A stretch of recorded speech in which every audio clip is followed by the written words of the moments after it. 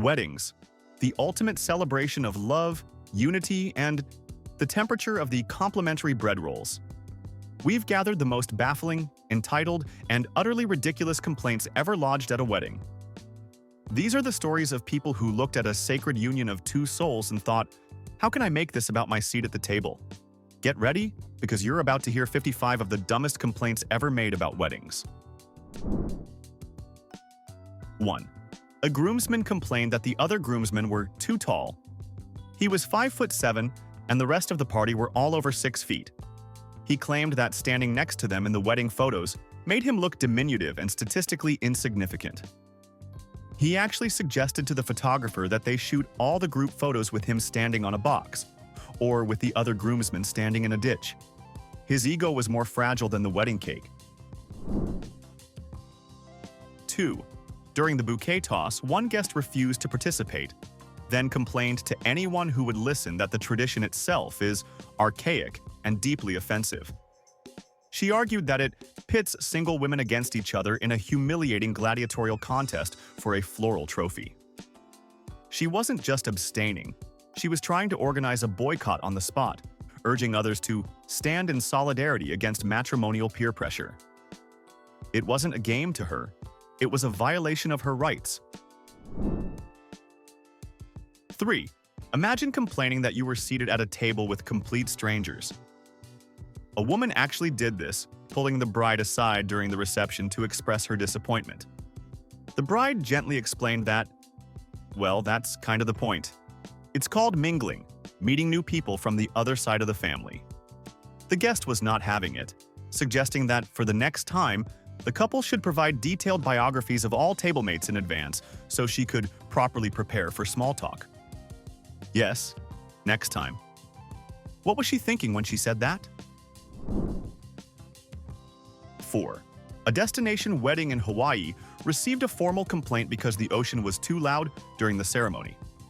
A guest claimed the sound of the crashing waves completely drowned out the officiant, and it was inconsiderate of the couple not to provide noise-canceling headphones. He suggested they should have either chosen a quieter beach or timed the vows to be in between sets of waves. Yes, he wanted the bride and groom to coordinate their lifelong promises with the rhythm of the Pacific tide. 5. After receiving a thank you card, a guest called the groom to complain that the photo on the card didn't feature the specific toaster he had gifted them. The card had a lovely picture of the couple, but this guest felt personally slighted. He argued that since his gift was a practical and essential household item, it deserved to be showcased as a key part of their new life together. He wasn't just giving a gift. He was apparently expecting a full-on product placement in their thank you campaign. 6. The wedding took place at a beautiful, historic mansion. One guest loudly complained that the venue lacked modern amenities. His specific, repeated grievance? There were no electrical outlets near his dinner table for him to charge his phone. He saw this not as a charming feature of a 150-year-old building, but as a massive planning oversight. He genuinely seemed to believe that the architectural integrity of a historic landmark was a secondary concern to his phone's battery percentage. 7. A bridesmaid had a complete meltdown the morning of the wedding, not because the dress didn't fit, but because of its color. Sage green. Apparently, she had just discovered on social media that her ex-boyfriend, who had dumped her 6 months prior, had just launched a new tech startup whose corporate logo was the exact same shade of sage green. Through hysterical tears, she claimed that wearing the dress would be like personally endorsing his success, and would curse the bride's marriage with the bad energy of her own breakup. She was a victim of color-based emotional warfare. 8. A guest marched up to the official wedding photographer and complained that he was focusing too much on the bride and groom. He insisted that as a very important family friend and a central character in the day's narrative, his presence also needed to be thoroughly documented for posterity. He then tried to direct the professional, suggesting specific angles that would capture his best side, and demanding a few solo shots by the floral arrangements. He wasn't just attending a wedding, he was at a personal photo shoot where a couple just happened to be getting married. 9. A guest complained that the beautiful, secluded countryside venue had terrible cell phone service. He wasn't upset about being disconnected from the world to enjoy the moment. He was angry that the spotty signal prevented him from live streaming the ceremony for his followers and from checking his work emails during the vows. He spent half the reception wandering the grounds with his phone in the air, loudly asking, "Can you hear me now?" to no one in particular. 10. Perhaps the most baffling complaint of all. A couple of guests were furious that the wedding started exactly on time. They arrived 25 minutes late, missing the entire ceremony, and then had the audacity to confront the bride, complaining that everyone knows weddings always start late. They genuinely believed the couple was rude for being punctual and not accommodating their tardiness. It's a bold strategy to blame your own poor time management on the efficiency of the people you're supposed to be celebrating. 11. In the world of dietary restrictions, this one takes the cake. A guest with a dedicated, specially prepared vegan meal complained to the staff that the smell of the nearby prime rib carving station was an olfactory assault. She claimed the aroma was aggressively non-vegan and was contaminating her personal airspace, thereby ruining her enjoyment of her quinoa. She wasn't just offended by eating meat. She was offended by the very concept of it existing within sniffing distance. 12. The couple requested a fully unplugged ceremony with a polite sign asking guests to put their phones away. One guest was furious, later complaining that this rule was incredibly controlling. She saw it as a deeply suspicious move that prevented her from capturing her own personal memories and implied the couple didn't trust guests to document the event authentically. It's a huge debate right now. What do you think of unplugged ceremonies? Let me know in the comments. 13. A couple who opted for a honeymoon fund instead of a traditional gift registry received a complaint from a guest. She felt that asking for cash was impersonal and tacky, and that it robbed her of the joy of giving a thoughtful, tangible gift. She then enclosed a check for a significantly smaller amount than she would have spent on an item, with a note that read, "Hopefully this helps, since this is what you wanted." It was a masterclass in passive aggression, punishing the couple for not letting her get the social credit for a big boxed present. 14. For their grand exit, the couple had a sparkler send-off. One guest complained loudly that this was a horrifying safety hazard. But her concern wasn't about fire. She claimed the smoke from the sparklers would make her designer dress smell like a campfire, which would necessitate a costly trip to the dry cleaners. She stood 100 feet away from the fun, loudly critiquing the reckless pageantry while ensuring her outfit remained pristine. Her main concern wasn't the fire code, but her laundry bill. 15. Following a beautiful but strictly adults-only wedding, the newlyweds received a message from a couple who had attended. They weren't checking in or congratulating them. They were writing to inform the bride and groom that they had deducted the $80 cost of their babysitter from the cash gift they left in the card. They explained it was a necessary adjustment, as the babysitting fee was a direct wedding-related expense forced upon them by the no-kids rule. They essentially sent the happy couple an invoice for their own childcare. 16. The seating chart is always a minefield, but this is next level. A guest complained he was seated at a table with a fantastic view of the sunset. Why is that a problem? He claimed the constant, beautiful distraction of the setting sun made it impossible for him to focus on the mediocre dinner conversation. He felt that by giving him the best view, they had also given him the worst social experience, and he would have preferred a seat facing a wall. 17. Weeks after the wedding, when the professional photo gallery was released, a guest emailed the couple with an urgent request. She had found a group photo where she was caught mid-blink and insisted it was unflattering and psychologically damaging. Her demand? She wanted the couple to contact their photographer and have him professionally Photoshop her eyes open in that specific picture. She was treating their official wedding album like it was her personal Instagram feed, in need of a quick touch-up. 18. At an outdoor wedding on a beautiful sunny day, a guest complained that there was too much nature. He was upset by a bee that briefly landed on his slice of cake, the sound of birds chirping during the vows, and the uneven texture of the grass he had to walk on.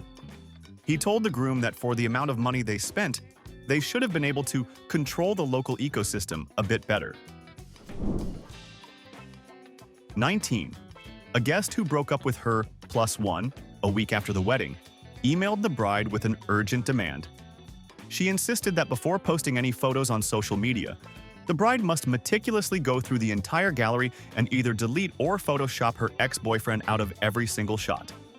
She argued his presence was a painful reminder that would falsely represent her current relationship status to the world. She was essentially demanding a free retroactive digital exorcism of her bad date from their wedding album. 20. One woman cornered the wedding planner on the verge of tears because the signature cocktail, named the Blushing Bride, was pink. She explained that she was wearing a red dress, and the pink drink clashed horribly with her outfit, making it impossible for her to hold a drink and look good in photos simultaneously. She demanded they create a new red-colored signature cocktail on the spot so she wouldn't have to spend the night unaccessorized. 21. One guest complained about having to pay $12 for parking at the downtown hotel venue. He didn't complain to the hotel, but directly to the groom's parents, arguing that the invitation should have included a parking fee disclosure. He suggested that since they chose the venue, they were morally obligated to cover all associated costs, including his car's temporary residence. He even had the gall to ask if they could reimburse him via Venmo right there at the reception. 22. A guest was furious that the DJ wouldn't play a famously overplayed group dance song. The DJ calmly showed him the official "Do Not" playlist, personally curated by the newlyweds. Instead of accepting this, the guest launched into a tirade, accusing the couple of musical elitism and of holding the party hostage with their taste. He spent the next hour trying to rally other guests to overthrow the tyrannical playlist, treating the dance floor not as a celebration but as a matter of civil liberties. 23. After the wedding, a couple received an itemized bill in the mail from one of the bride's aunts. The bill was for the wear and tear on the dress she bought for the event, a small gasoline charge for driving to the venue, and the market value of her time for a Saturday she could have spent gardening. She wasn't asking for her gift back. She was billing them for the privilege of her attendance, as if she were a hired professional guest. 24. At a stunning clifftop wedding, a guest complained that it was unacceptably windy. She didn't mention being cold or uncomfortable. Her grievance was that the constant breeze was ruining her hair for the photos. She told the bride's aunt that the couple showed poor atmospheric planning and should have chosen a location with a natural windbreak. She was essentially holding the newlyweds personally responsible for the day's meteorological patterns and their effect on her carefully styled look. 25. At the reception, a guest discovered he was seated at table 13. He immediately flagged down the wedding planner, explaining that he had a severe phobia of the number and that this seating assignment was a catastrophic bad omen for the marriage. He claimed it was incredibly insensitive of the couple not to consider common superstitions when designing the floor plan. He refused to sit down until the staff hastily created a Table 12B sign to place over the offending number. 26. The ceremony and reception were held at two different locations, a scenic 15-minute drive apart. One guest complained about this logistical nightmare. He argued that the gap between events was an unstructured void of time that caused him immense anxiety. He suggested the couple should have provided a curated playlist or short-form podcast for the drive to keep guests entertained. He wasn't just driving, he was enduring an uncatered experiential journey. 27. One couple who brazenly brought their uninvited 7-year-old to a strictly adults-only reception had the nerve to complain to the catering staff. Their grievance? The gourmet menu of sea bass and filet mignon didn't include a child-friendly option, like chicken nuggets or macaroni and cheese. They acted as if the couple was purposefully starving their child, completely ignoring the fact he wasn't supposed to be there in the first place. What's the boldest rule you've ever seen a wedding guest break? 28. A guest complained about the thank you card he received. The issue wasn't the message, but the bride's handwriting. He claimed her elegant cursive was borderline illegible, and that for the amount he spent on his gift, he expected a note that didn't require a cryptographer to decipher. He wasn't just reading a thank you note. He was reviewing a formal submission and had found the author's technical penmanship to be profoundly disappointing. 29. Mother-in-law complained directly to the wedding planner that the bride's dress was the wrong shade of white. It wasn't ivory, she insisted, but rather eggshell, a choice she claimed was a passive-aggressive slap in the face to the groom's family history of ivory gowns. She apparently spent the entire cocktail hour explaining the subtle yet offensive differences in off-white tones to anyone who would listen. You have to wonder if she brought paint swatches to the ceremony just to be sure. 30. After the wedding, a guest texted the couple to complain about the thank you card he received. The issue wasn't that it was late or impersonal. The issue was the postage stamp. The couple had used a standard forever stamp with a picture of the American flag. The guest found this aggressively political and inappropriate for a message of gratitude. He then listed several alternative stamps like flowers or bells that he would have found more acceptable. 31. Here's a bold one. A guest demanded a partial refund for his travel expenses because the professional photographer was constantly in his way, preventing him from getting the perfect shot on his iPhone. He claimed his Instagram story, a crucial historical document of the event, was visually compromised by the paid professional doing his job.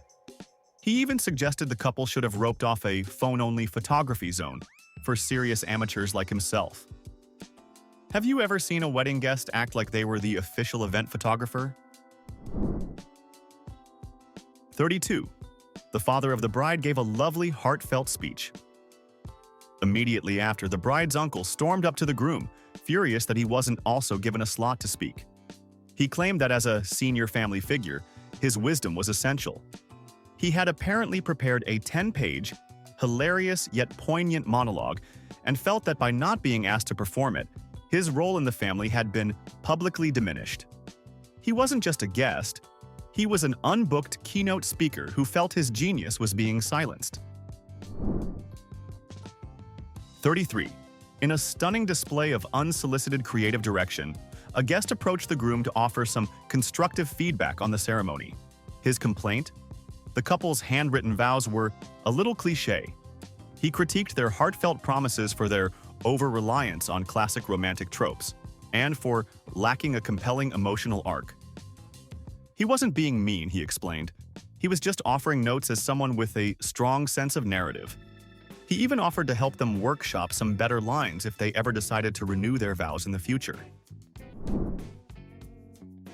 34. One guest complained that the cocktail attire dress code on the invitation caused her immense financial and emotional distress. She claimed the term was painfully ambiguous and forced her to purchase 3 separate dresses because she couldn't determine the appropriate level of formality. She then sent the bride a link to her credit card statement, jokingly asking for reimbursement for the 2 dresses she didn't wear. For her, it wasn't an invitation to a party. It was a fashion-based hostage situation. 35.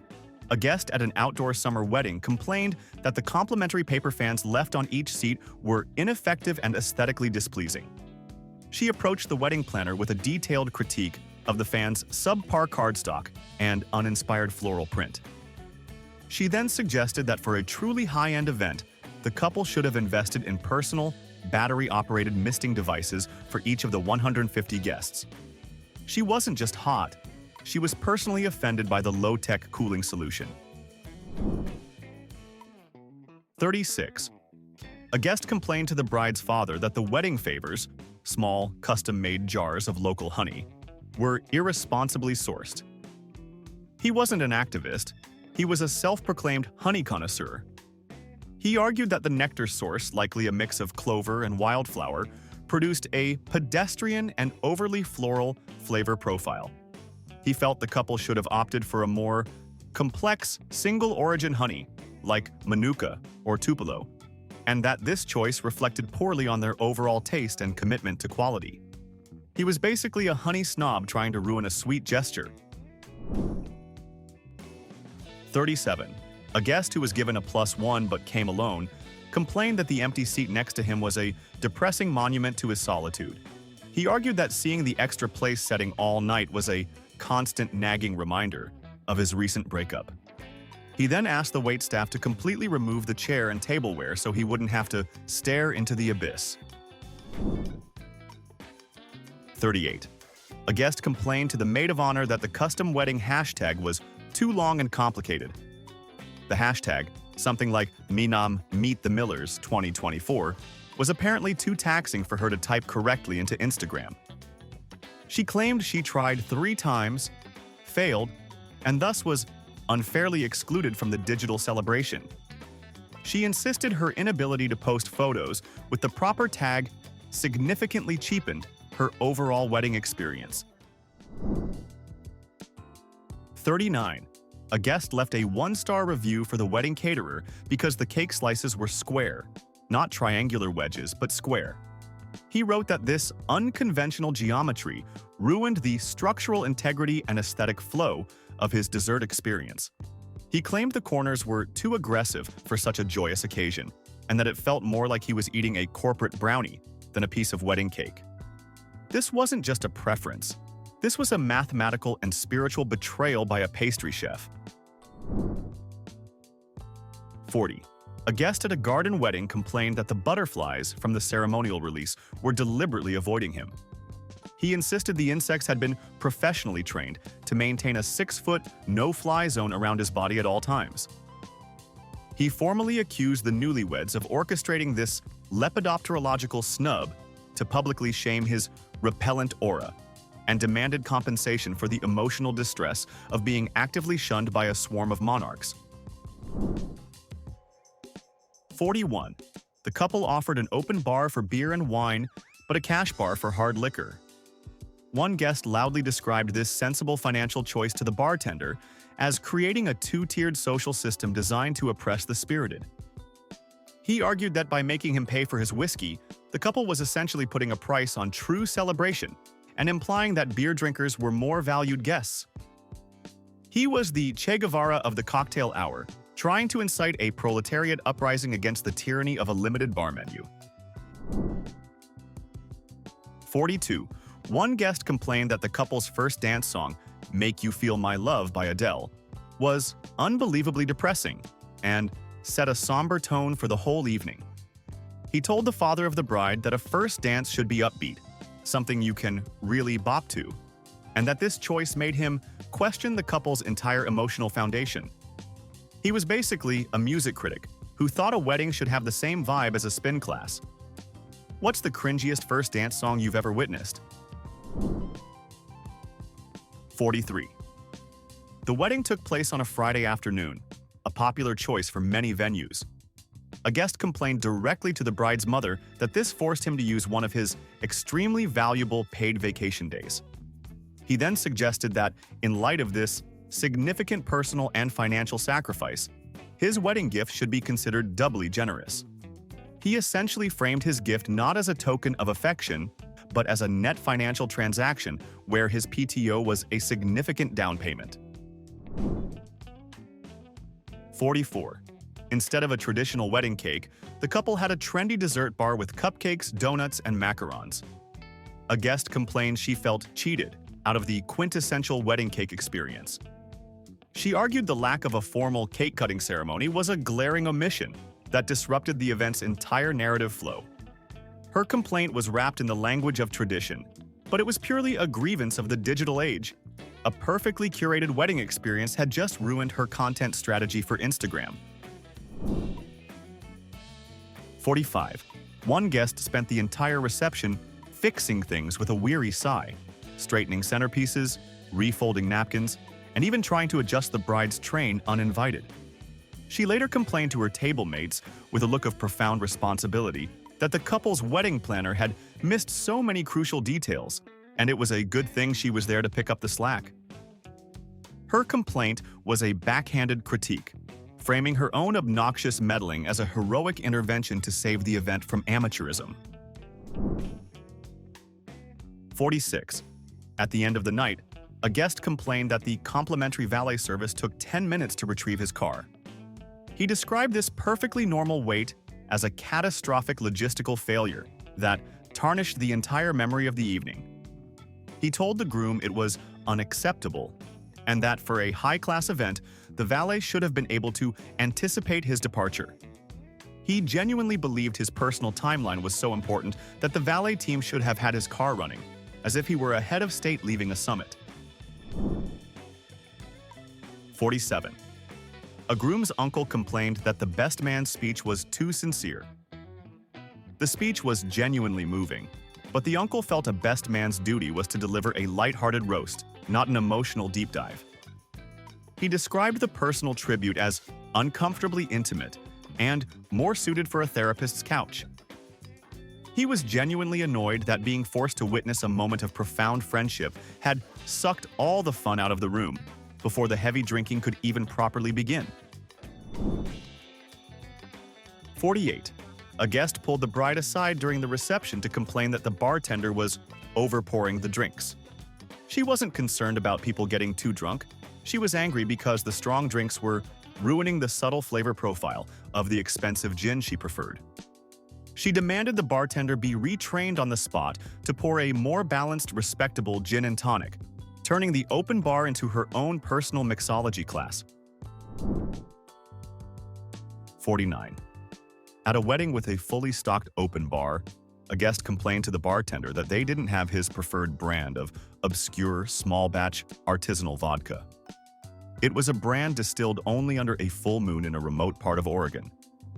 When the bartender offered him Grey Goose, Belvedere, and Tito's, the guest scoffed and said, "I guess I'll just drink water." He then proceeded to stand by the bar, sighing dramatically every time someone ordered a less sophisticated drink. 50. 6 months after the wedding, a guest messaged the bride to complain that their anniversary would now fall in the same month as hers. She claimed this was incredibly inconsiderate, as it meant her special day would now be overshadowed every year. She talked as if she had officially claimed the entire month of June in the celestial calendar, and this wedding was a blatant act of territorial aggression against her personal timeline. 51. A guest complained about the choice of store for the gift registry. It wasn't that the items were too expensive or that there wasn't enough selection. The problem was that the couple was registered at Pottery Barn, and she was a devoted crate and barrel shopper. She claimed this choice made gift-giving logistically and morally difficult for her, as it forced her to shop at a brand with an inferior aesthetic. She wasn't just buying a gravy boat. She was being forced to betray her own home goods allegiance. 52. This one is a masterclass in brand loyalty. A guest complained that the discounted hotel block was at a Marriott. He was a diamond-level Hilton Honors member and was furious that attending the wedding forced him to stay at a rival chain, causing him to miss out on accumulating points. He told the groom he felt his loyalty was being severely tested, and that the couple's hotel choice showed a shocking lack of consideration for their guests' rewards programs. Is brand loyalty ever a valid reason to be annoyed at a wedding? 53. The wedding reception featured a lavish dessert bar. One guest, a self-proclaimed wellness guru, complained that there were no keto-friendly, paleo-certified, or refined sugar-free options. She didn't just quietly abstain. She went on a crusade, informing other guests that the sheer amount of sugar on display was frankly irresponsible and not conducive to a high vibrational celebration. For her, it wasn't a party. It was a public health crisis masquerading as a dessert table. 54. A guest complained directly to the bride that the flower girl was too cute. She said the little girl, with her basket of petals and angelic smile, was distractingly adorable and completely stole the show during the procession. She argued it was a calculated move by the bride to ensure no one was looking at her as she walked down the aisle, a sort of cuteness decoy. Yes, the bride was accused of weaponizing a 5-year-old to manage audience expectations. 55. A guest complained that the thank you card arrived too quickly. He received the handwritten note just 10 days after the wedding and claimed its promptness felt impersonal and robotic. He argued that the couple couldn't have genuinely reflected on his gift in such a short time and that they were clearly just checking a box. He was literally complaining about being thanked in an efficient and timely manner. With guests like these, you truly cannot win. So, from napkin shades to butterfly conspiracies, we've journeyed through the heart of matrimonial madness. This is proof that a wedding isn't just a party, it's a 5-star magnet for human pettiness. And now for the real question. Forget the minor complaints. We want to know, what is the one thing a bride or groom could do that would make you feel completely justified to stand up, take your gift back from the gift table, and walk out right in the middle of the reception? If these tales of staggering entitlement made you feel a whole lot better about your own friends and family, show some love by hitting that like button and subscribe for more deep dives into the wonderful world of human absurdity.